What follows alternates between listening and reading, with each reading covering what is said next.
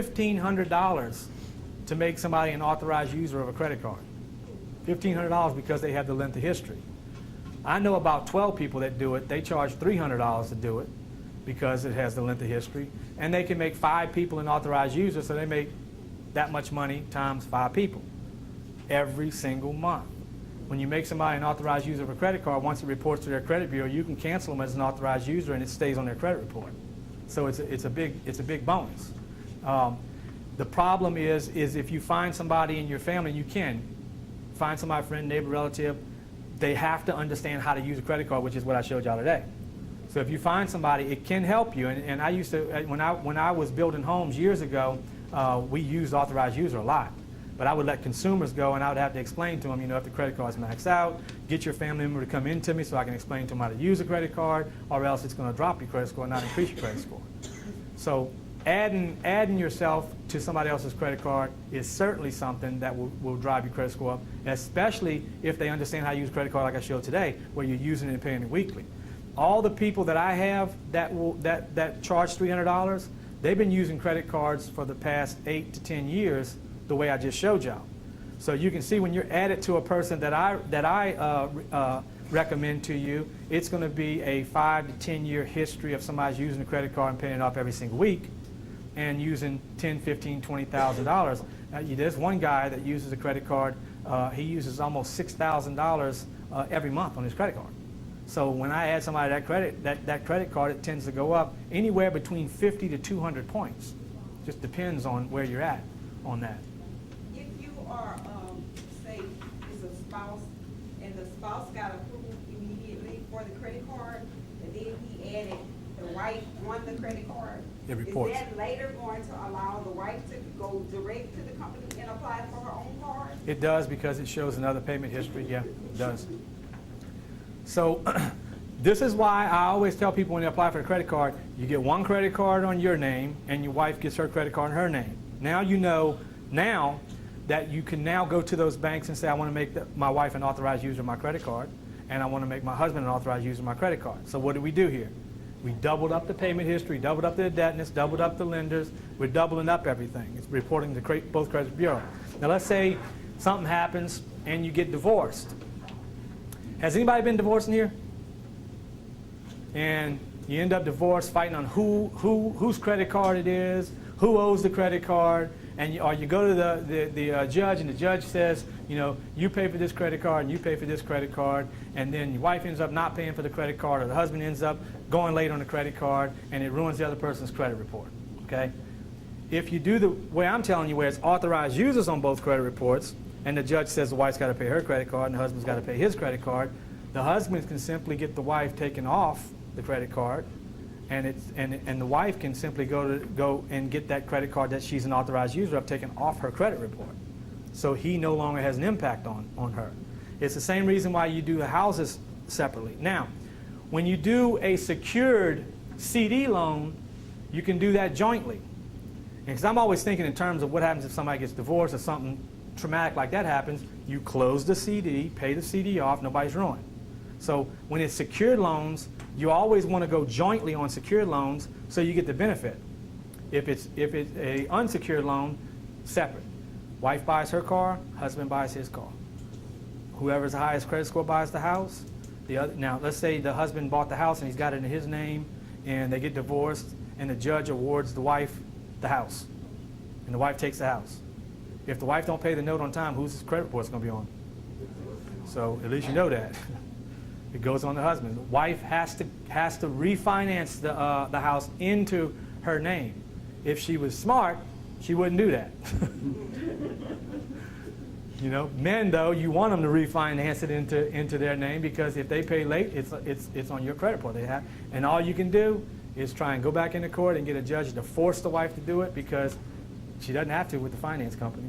She can literally, and she can use a divorce decree to say it's her house at the end of the term of the loan. So you want to make sure that whoever's credit reports it's on, if that person pays late, no matter what a judge said, it's reporting to your credit bureau.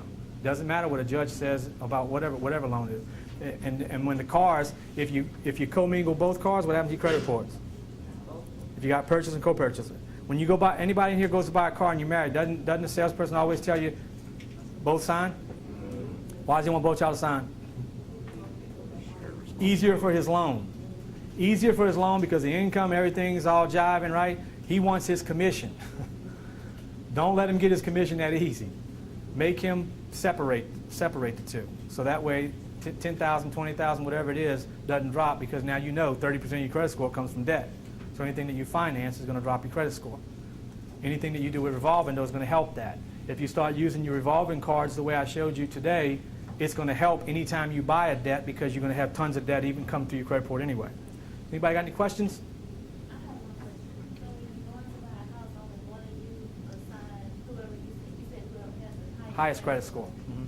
So whenever you want to get a car, I wouldn't go to a lot and get financed, but at the bank, will both of y'all be on that? You don't have to. Okay. See, there used to be a time where women were forced into always having a man co-sign for them. That's discrimination today. So they got to watch what they say now. They can't say you have to be on it because he's the wife and you're the husband. They can't do that no more. Women are single living on their own. Why do they have to be forced to have somebody else sign? It's only because salespeople find it easier to get two people approved with two incomes and they want their commission. I'm not married, so nobody's telling me I have to be co-signed by somebody else's income. It's all based on income. If your income is high enough to pay for your own car and pay for your own house, you should get it that way. And one of the main reasons is because during all this foreclosure time, I've seen so many people lose their homes and destroy themselves and end up moving into an apartment complex. And I used to have a minister in Denham Springs used to bring me in to counsel men because they had become drunks because they lost everything, went into drinking alcohol and abuse and all kinds of things because they had taken the house they were in and they had it all, and then they moved into apartments and they didn't feel like men anymore. And so instead of that happening, if the house forecloses on one person, the other person can buy another house. I got a couple that did that. The husband lost his job. By the time he got another job, which was a good job, the mortgage company wouldn't work with him. But he had listened to me when he came to me years ago, so his wife had perfect credit. It foreclosed on him. They built a house, and they moved right into a new house. So you can imagine, if you're in a beautiful house, you love your house, you're cutting your grass and everything, and all of a sudden you got to move into a little apartment complex, you're going from that to that, you're going to feel depressed. But if you're going from that to a brand new house, the attitude's going to be a little bit better. So always think in terms of what if, and you always want to be two. Imagine this. Let's say you want to get into real estate, and you got two people doing what I showed you today with your credit cards and all this stuff happening for you. Couldn't you buy double houses? Instead of buying one house, which drops your credit score, one buys one house and it drops that one, another one buys another house as a rental property. So you can stagger things instead of, and I had a guy who had 9 houses, and that's all he had was 9 houses. He couldn't get another one because his score had dropped. He started using credit cards this way. Last time I saw him, he was up to 45. He started getting crazy with using credit cards. He was using so much money in a month, the score started going up, and it wasn't the effect of the houses anymore. It wasn't any effect because he had so much. So he's at 45. 45, he was living off his houses. He wasn't working anymore. So if you have a married couple that they signed on the home together, do you advise them to refinance it with just one person? You could, but you need to watch the budgeting DVD because how long you been paying on a loan? No, I'm just asking in general. Well, let me take that what she just said here. Let's say you've been paying on the home for 7 years. Do you want to refinance it? No. Let's say you got a 5% interest rate and you can refinance it for a 3% interest rate. You want to refinance it? If you do, you're starting all over again. You just paid 7 years, you rent it. You rent it for 7 years. You're starting a whole interest rate all over again. So whereas you think, well, I'm getting a lower payment, you're not. You're starting all over again from scratch. You only paid a little small portion, and now you got to start all over again with all the fees and everything they charge you to refinance a house. You know, you didn't do anything. So that's what mortgage companies. Y'all know how many mortgage companies we have? Every corner you go to, there's a mortgage company. Why do you think it is? We don't have enough houses for all these mortgage companies. They're refinancing. Every 5 to 7 years, they'll be coming back at you again to refinance. So by the time you finish paying a 30-year mortgage, which was probably more like 50 years, by the time you finish doing that, you paid for 5 and 6 houses. But what if you had a higher interest rate, mortgage rate in the beginning? It's still in our budgeting DVD, what we do is show you how to make more of your money go towards the principal. Even in the first 7 years, somebody gets a 30-year mortgage. You can come sit with me after you got a 30-year mortgage, and I can take a 30-year mortgage and cut that 30-year mortgage down to 7 years. Because what happens when you buy a $200,000 house, the house ends up costing you $600,000. So why does it take you 30 years to pay for a house? Because you're paying $400,000 in interest. It takes you 30 years to pay for it. It's because the annual percentage rate allowed lending institutions to front load the interest. So when you pay a $1,500 note, $1,450 of it is interest. So every month you're paying $50 towards the $200,000. And here's the crazy thing. You know you don't, when you go out and you earn $600,000 in income, if you earn $600,000 in income, you know Uncle Sam's going to get his portion. So if I earn $600,000 in income, I'm really going to have $400,000 in income. $200,000 is going to go to Uncle Sam. So I only got $400,000. I can't pay for the home. So isn't it true that I have to actually earn about $800,000 to pay $600,000? So isn't it true if I earn $800,000, that house cost me that much? A $200,000 house cost me $800,000. When I sell it, if I don't sell it for $800,000, I'm not breaking even. So it's not the dream everybody thinks it is if you end up paying a mortgage over 30 years or refinancing them and doing all that kind of stuff.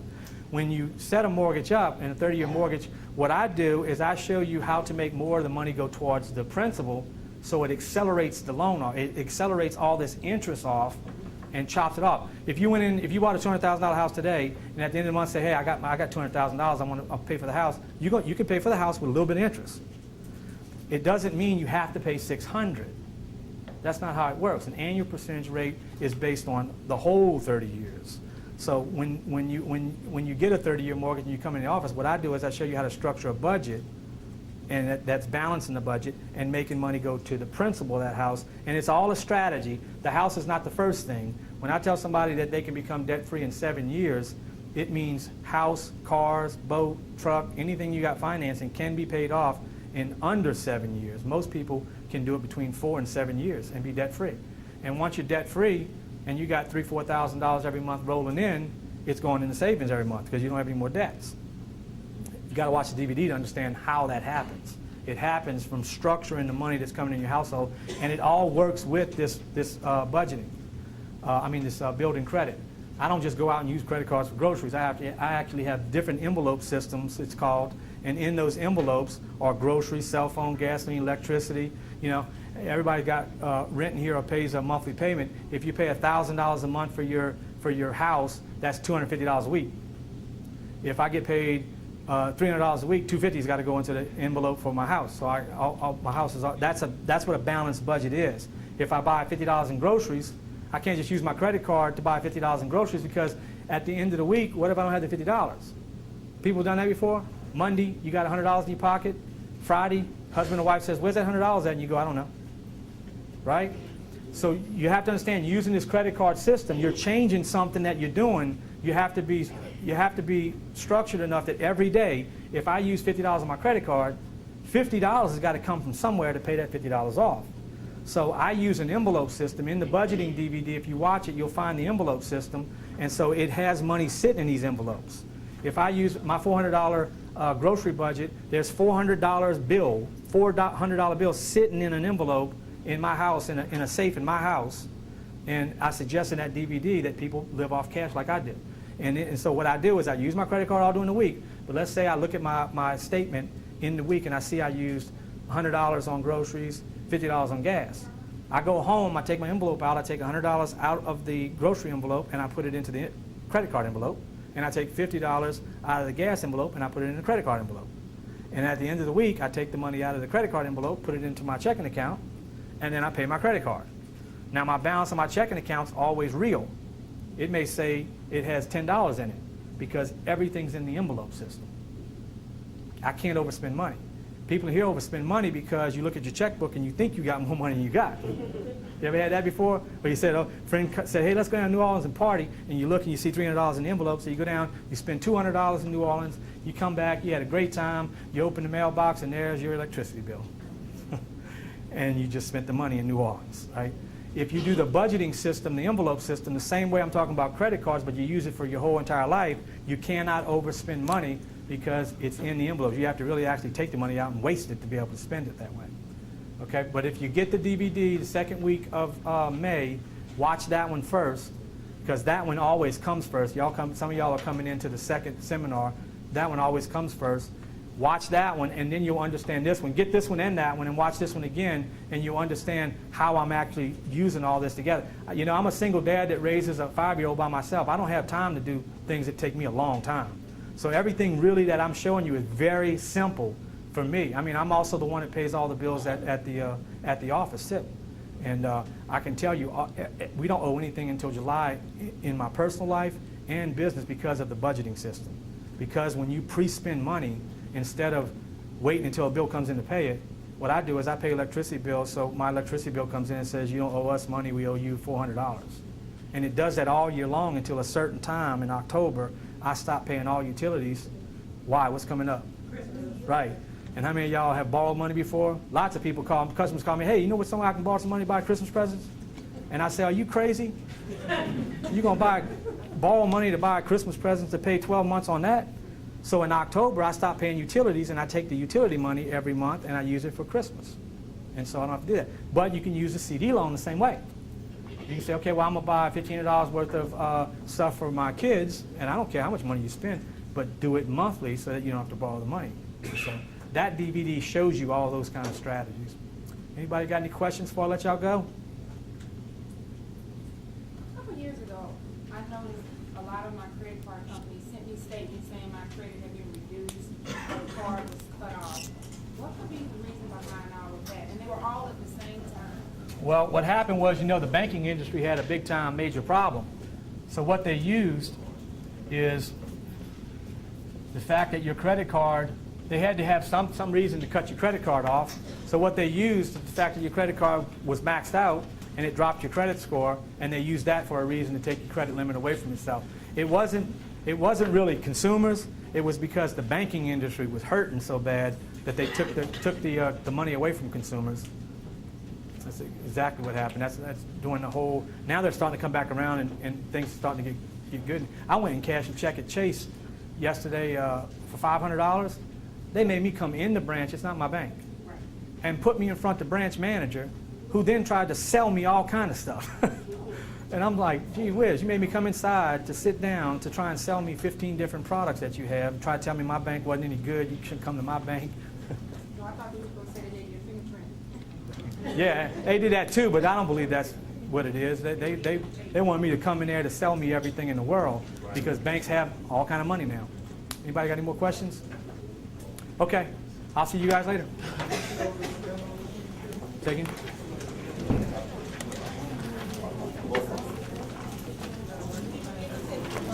Yeah.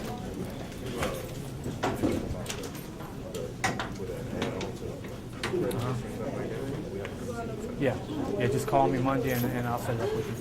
What I do is I hold the money until it hits your credit report and then I pay them. So I make sure it gets to your credit report before they get paid. Okay. And I also received one yesterday. It said that